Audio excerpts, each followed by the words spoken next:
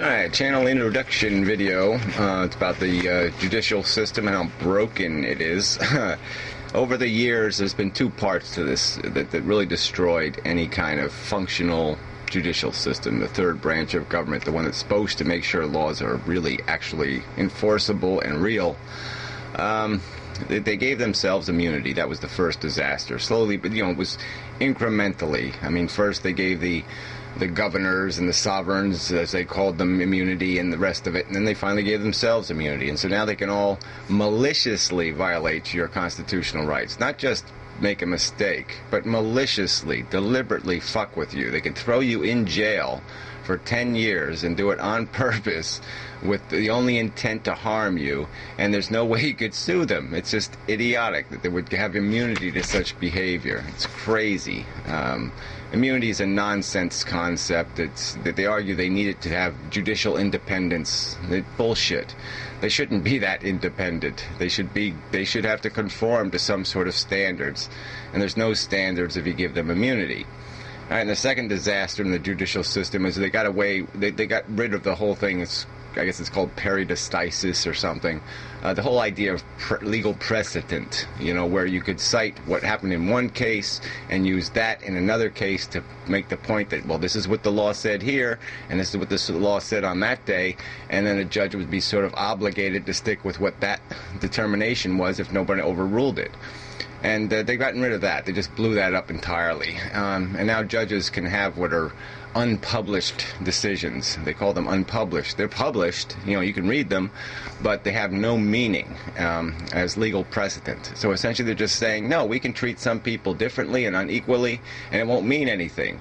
I mean, it's ludicrous by concept, by any way you look at it. It's an insane change to the system.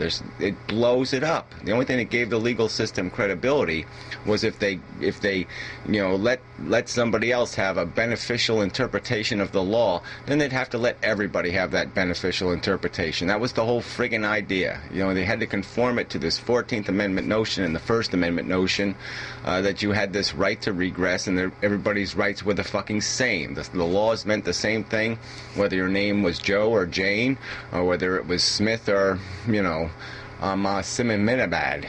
I mean, it didn't matter. And that's the way the law is supposed to be, but that's not the way it works now.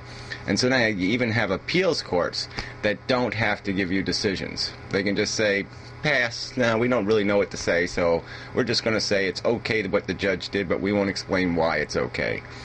It's just terrible. It's disgusting.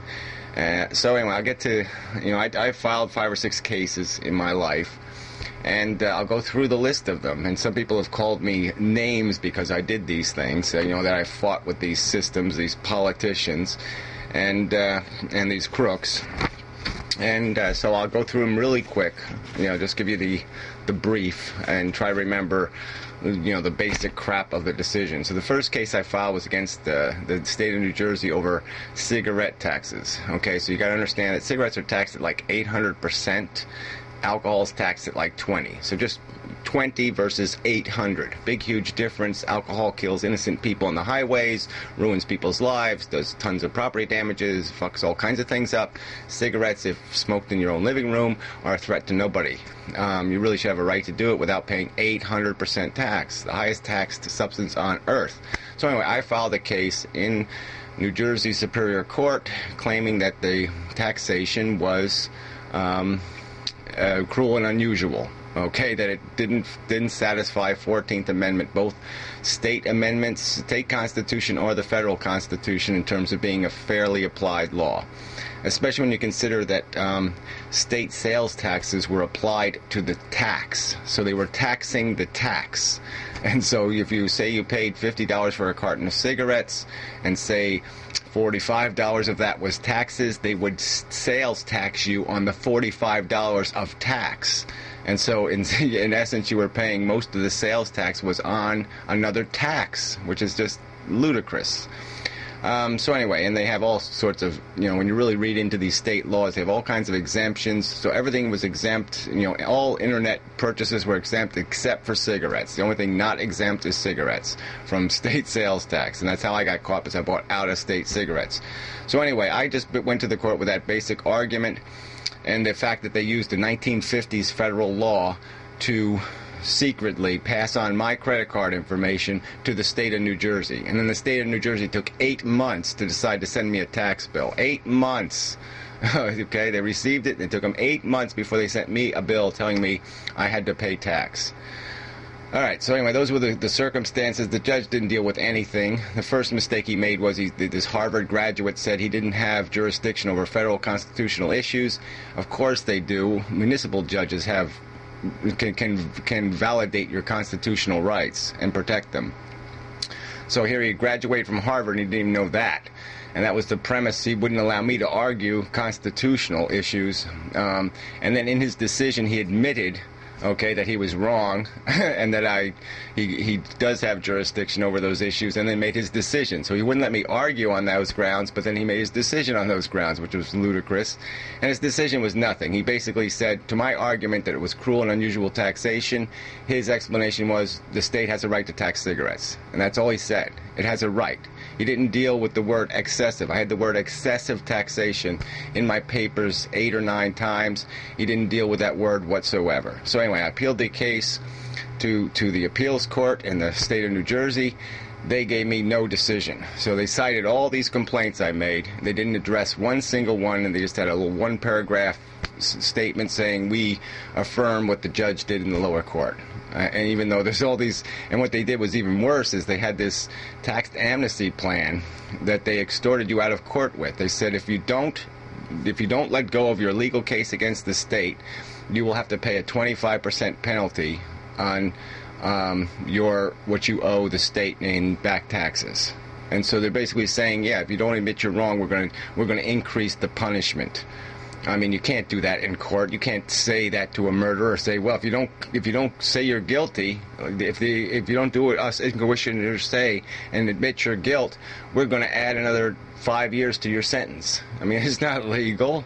You have to plead bargain. You can't plea extortion.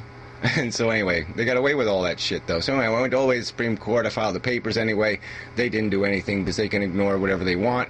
And only 1 in 1,000 cases ever gets read by a Supreme Court, and that's really disappointing. Because you spend a big pile of money and you produce a huge amount of papers, and you get nothing for your trouble. So anyway, that didn't go anywhere.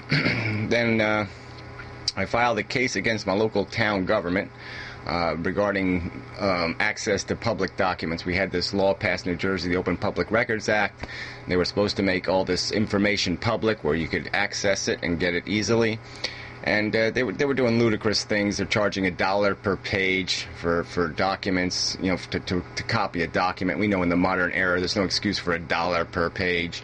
It was $25 for a CD, a simple audio CD to get a copy. Just crazy prices, and it was all intended just to keep the information out of the public's hands. And so I filed a lawsuit, and still in court 7 years later.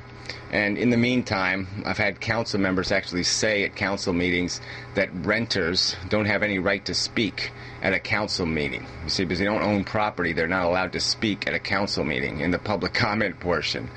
And the judge wouldn't even let that be part of the case. I asked to amend the case to add these extra charges, and they wouldn't even let that go in, even though that's a clear evidence of their malicious intent and the fact that it is all about a bigotry.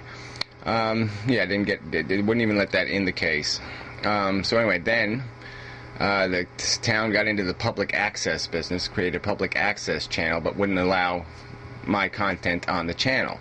And that's, it's federally regulated. I mean, they had an obligation to allow people to submit whatever they want, religion, whatever your tape is, as long as it's not pornographic, and that's really the standard. It has to be it has to use that the key words, and it has to have key imagery to be excludable, and it has to be really, really nasty to be excludable under the First Amendment. I mean, the First Amendment does cover it. So anyway, it's a clear-cut case. This should have been a no-brainer. The judge just threw it out. You know, I mean, she lived in the town I was suing. She just threw it out and said, buy your own cable company. That's what she told me. That was her response to public access television, was, fuck you, you don't have, it's no such thing. I'm declaring it non-existent. You know, haha, I stole $200 from you. And that's what you get from the judicial system. I mean, it's clear violation, clearly malicious act on her part. I can't do a damn thing about it. Well, anyway, so I went to federal court to sue her and to get my right to have a fair trial on these issues.